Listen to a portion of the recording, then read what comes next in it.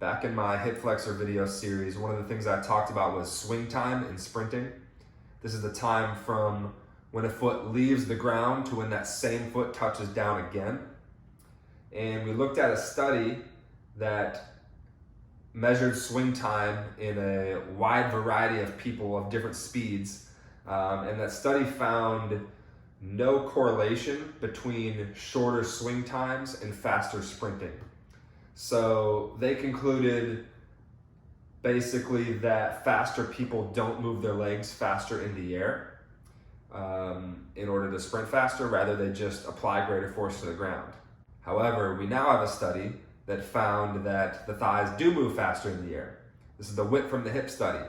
So they didn't measure swing time, they actually just measured thigh angular velocity. So they just directly measured velocity of the thighs. And there's a very strong, clear connection between faster thigh movement and faster sprinting. That same study also found that faster runners use a larger thigh excursion angle. They move the thighs through a greater range of motion as they sprint. And this would explain where the greater velocity comes from. So even if swing time is not decreasing, if you're moving the thighs greater distance within that time, the velocity has to be higher. Okay, so that all makes sense. You know, we can reconcile those two studies with each other. However, I still had some skepticism about the claims on swing time from the first study. I pointed out that taking kinematic data across a group of people is not really answering the exact question that we're trying to answer when it comes to developing speed.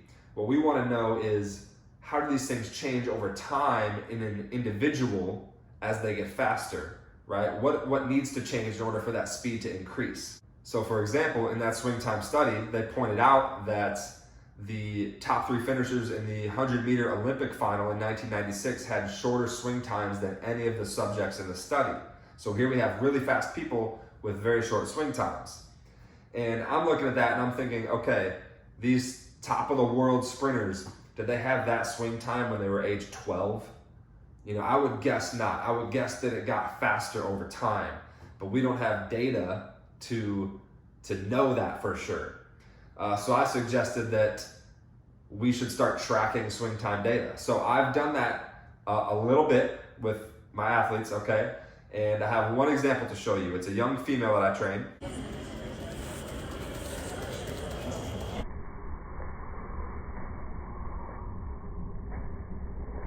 So her flying 20-yard sprint time has decreased by 1/10 of a second since when I made that hip flexor series. And along with that, her swing time has also decreased from 0.40 to 0.36. So here we have an example of an athlete who is getting faster and they're also shortening their swing time. Okay, so even though that study did not find a correlation across that particular group of subjects, we can't take that lack of correlation and then make assumptions about how an individual might change over time. The other thing I'd like to point out is I think that study kind of muddied the waters, so to speak, because it was just a random assortment of people in the study.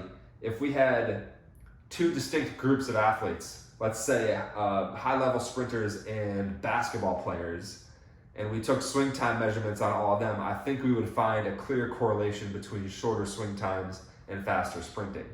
Unfortunately, that's not what this study did. So putting this all together, it's clear that as a person gets faster, their legs are gonna have to move faster in the air, all right? Now that might happen because their thigh excursion angle is growing, or it might happen because their swing time is decreasing, or more than likely, I would guess it's a combination of the two, right? And you know, whichever one plays the bigger role probably varies from one person to the next.